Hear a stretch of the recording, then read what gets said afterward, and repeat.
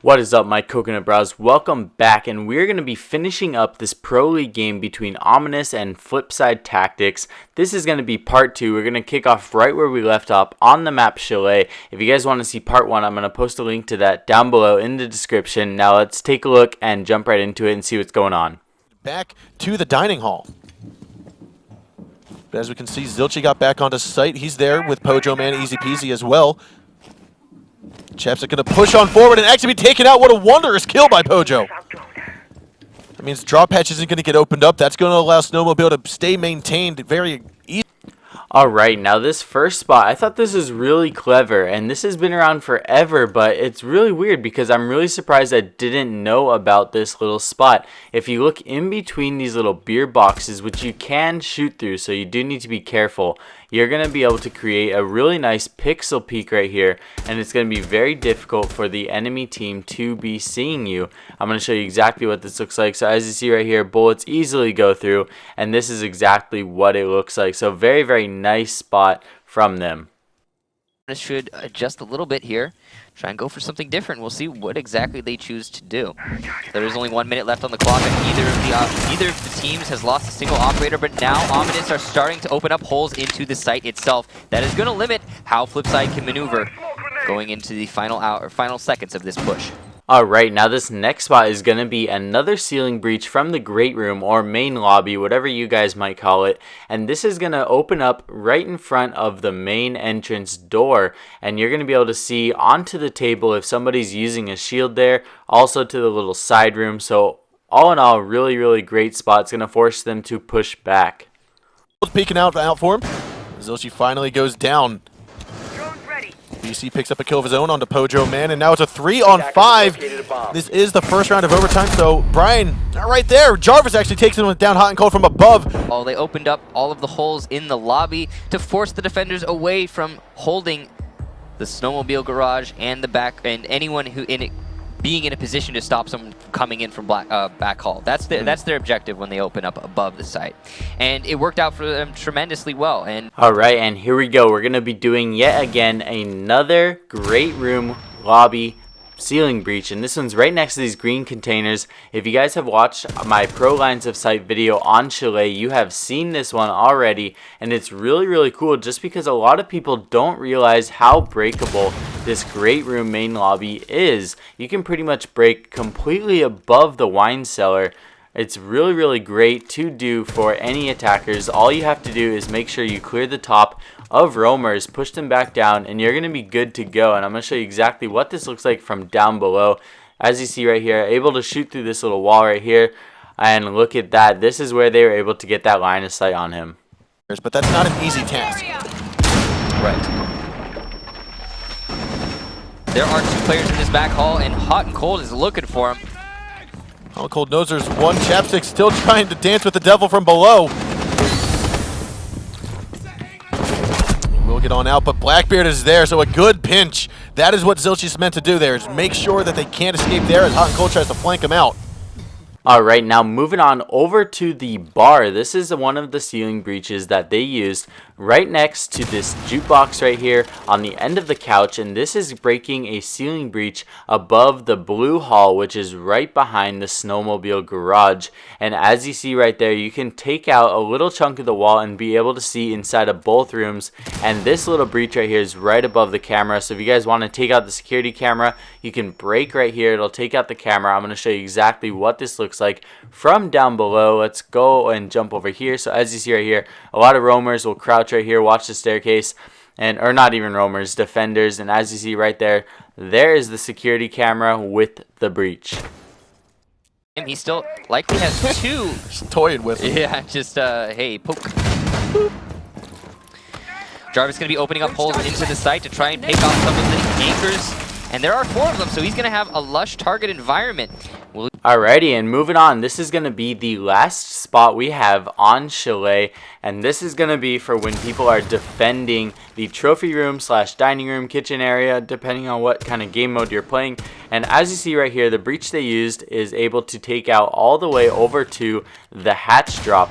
And this is another little trick that I like to use in games. You can take out a little section of this wall, blow up the floor, and you're going to be able to cover so much of this hallway right here. You can see through the doorway, and in this little corner there are so many defenders like to hide. And as you see right here, this is the little corner that I'm talking about, and that is the ceiling breach. So it's really crazy.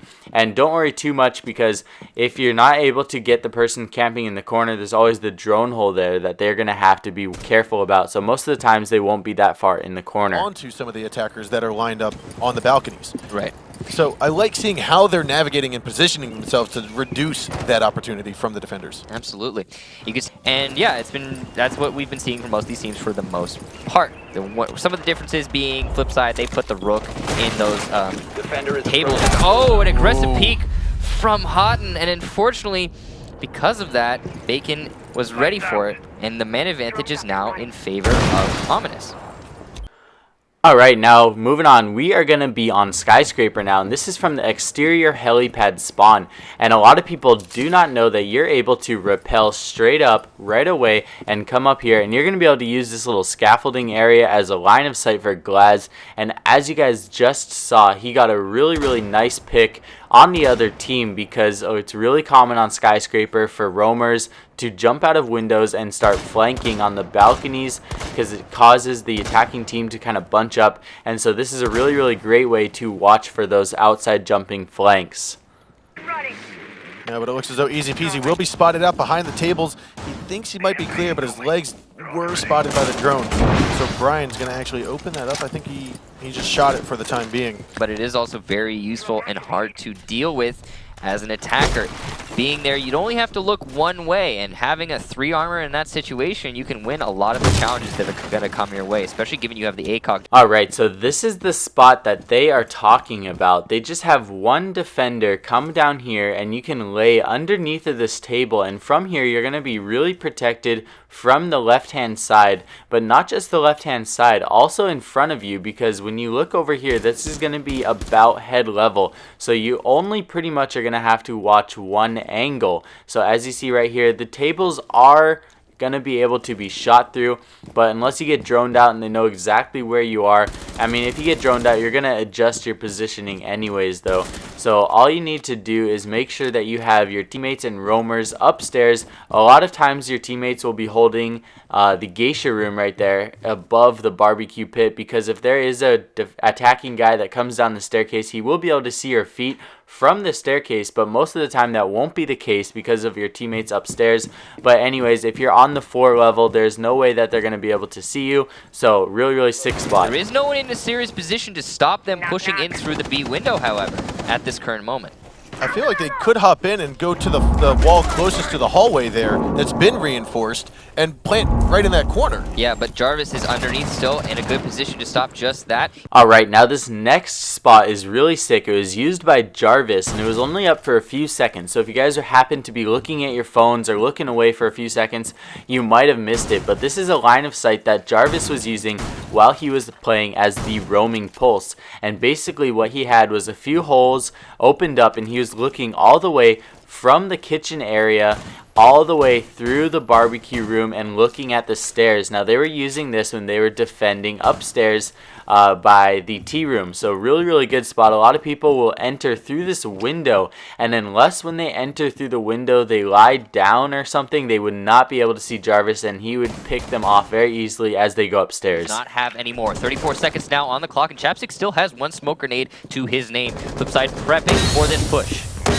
You got 25 seconds to go. The smoke grenades are coming. An aggressive push by Easy, but he will be taken up by BC in the middle stairwell. And Bacon will get down onto Pojo as Hot and Cold gets a double kill onto Brian and BC. You still have Chapstick. He's going to come on out of the cubby to take down Hot and Cold for the trade. A 3-on-2. You still have Zilchi with low health. Mid coming up those north stairs. Diffuser's in his hands. He's going to go for the similar push, but now he's actually got himself into B site. Going to go for the plant here with 3 seconds left. No, he will not. He's going to move on forward, and the round will go to Ominous here as Zilchi and Mint just cannot get the final shots down. So, FlipSid, they prepped themselves well, putting themselves in a great position to push into the site. They all sprung into action all at once. They got some good trades back and forth, and the potential for the round win was there, but unfortunately, because they spent so much time trying to get that smoke out of the great corner in A, and unfortunately they didn't, they ended up not having any time on the board in the end of that push, and because of that, the round went in favor of Ominous. So, what we were seeing from Ominous on that attack, that same exact attack, is the Capital. And in the last time they attacked this site, they unfortunately did not get the Capital arrow between the grates to kill the smoke who's playing in A. But if they manage to hit it this time, that might be the exact counter that they're looking for going into this push. Because again, both of these teams are defending the same, both of these teams are attacking the same right now. Here, and yeah, if they get the Capital bolt into that corner, I have to imagine that they're going to have a successful A push. Yep. Because that's been what's holding both of these teams back going into these pushes. Yeah, I mean, it's so pivotal to have that yellow cubby under your control, because from there you can maintain control of that entire bomb site. The rest of your team can focus on holding down the B site. It's very effective to hold down this A just from that yellow cubby, which we see EasyPeasy situated in. Alright, so basically on this little spot, I just want to point out how important it is and how just common it is overall that when Pro League players play on Skyscraper, they pretty much always have a smoke player back here in these kind of yellow cubby areas. And the reason for that is basically they just try to drive the time down, and T-Room is really commonplace for planting the bomb. So basically the smoke player is going to be hanging out here, just delaying time as much as possible, and then wait until he has an opportune moment to use his gas grenades and pick off other players. He has 3 entrances to watch.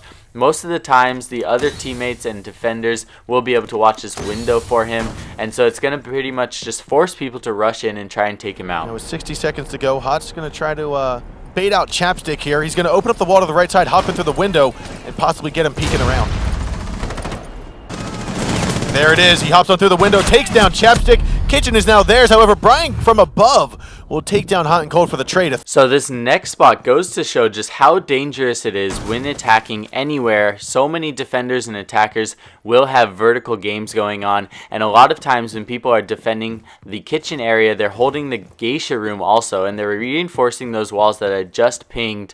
And basically what happened here was they had a bandit player upstairs, and he was watching kind of the doorway next to where the kitchen is, and as soon as he ran through the doorway, he was able to get picked off very easily by the bandit player upstairs. And this is looking right over the bomb site, so all in all, really great spot. Now EasyPeasy is on the north stairs here. That wall has been castled, which it hasn't been before, so he's gonna have to use 1 nade to get rid of it. That's the last nade from EasyPeasy, but it doesn't actually do all the damage it needs to. So the castle barricade's still there. You've got Bacon trying to peek on out from the second door of Tea Room. He knows one is on the north stairs. He probably is expecting one outside by the door, so all he's going to do is just keep on peeking back and forth. With 30 seconds left to go, EasyPeasy finally manages to get a little bit closer, inching ways.